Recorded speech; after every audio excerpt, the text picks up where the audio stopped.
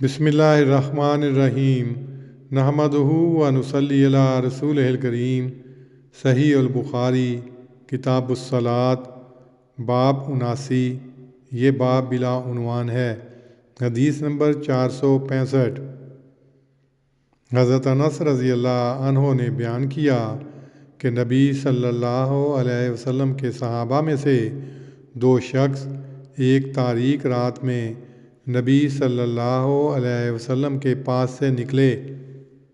ان میں سے ایک حضرت عباد بن بشر تھے اور دوسرے میں سمجھتا ہوں کہ حضرت اسید بن حضیر تھے، اور ان کے ساتھ دو چراغ جیسے تھے جو ان کے سامنے روشنی کر رہے تھے۔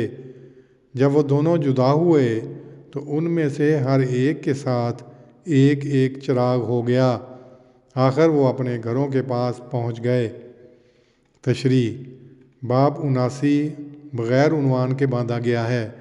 جب بھی امام بخاری ایسا کرتے ہیں تو اس سے یہ سمجھانا مقصود ہوتا ہے کہ اس باب کا تعلق ما قبل اور ما بعد کے بابوں کے ساتھ ہے۔ امام موصوف نے اس باب کا التزام کیا ہے کہ بغیر اس کے کہ اپنی طرف سے کوئی الفاظ بڑھائیں، مسائل کے متعلق ان کی رائے بھی ساتھ ساتھ ظاہر ہوتی جائے۔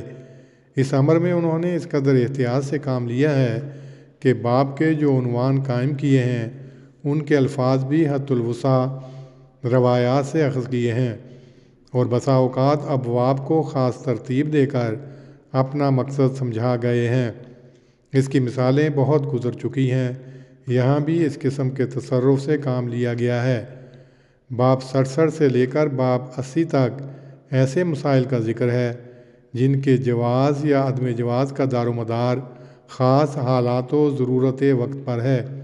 مثلا ابتدائی زمانے میں جب قیدیوں اور بیماروں کے لیے علیحدہ عمارتیں نہ تھیں اور بعض خاص آدمیوں کے حالات اس بات کا تقاضا کرتے تھے کہ ان کے لیے خاص اہتمام کیا جائے، تو اس صورت میں مسجد کو ان کے لیے استعمال کیا گیا تھا۔ غرض ان تمام مسائل میں استثنائی صورت کی طرف توجہ دلانے کے لیے امام موصوف نے ایک ایسا باب 79 بلا عنوان قائم کیا ہے جس میں ایک خارق عادت امر کا ذکر ہے جو دو صحابیوں کے ساتھ پیش آیا تھا۔ تاریک رات کا وقت تھا، روشنی کا کوئی سامان نہ تھا، اور خارق عادت طور پر ان کے ساتھ اللہ تعالیٰ کی طرف سے ایک سلوک ہوا۔ اس واقعہ کا ذکر کتاب المناقب حدیث نمبر 3805 میں بھی آئے گا، اور وہاں اس کی نوعیت پر مزید روشنی ڈالی جائے گی۔ یہ امر کے اس باب کا تعلق یہاں صرف استثنائی حالتوں کی طرف توجہ دلانے کے ساتھ ہے۔ اس بات سے بھی ظاہر ہوتا ہے کہ باب مذکور کے معان بعد پہلا باب جو قائم کیا گیا ہے اس میں پھر ایک استثنائی حالت کا ذکر ہے۔ روایت نمبر 466 میں ہے، مسجد میں کوئی دروازہ نہ رہنے دیا جائے، بند کر دیے جائیں سوائے حضرت ابو بکر کے دروازے کے۔ اسی طرح روایت نمبر 467 میں ہے، حضرت ابو بکر کی کھڑکی کے سوا باقی سب کھڑکیاں مسجد میں بند کر دی جائیں۔ انہیں وہ خصوصیت اور امتیازی حیثیت حاصل تھی جو دوسروں کو نہ تھی، اس لیے ان کے ساتھ خاص سلوک کیا گیا۔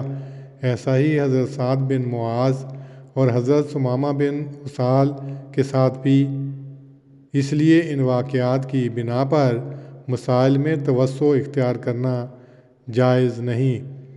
اللہم صلی علی محمد وعلی آل محمد کما صلیت علی ابراہیم وعلی آل ابراہیم انک حمید مجید۔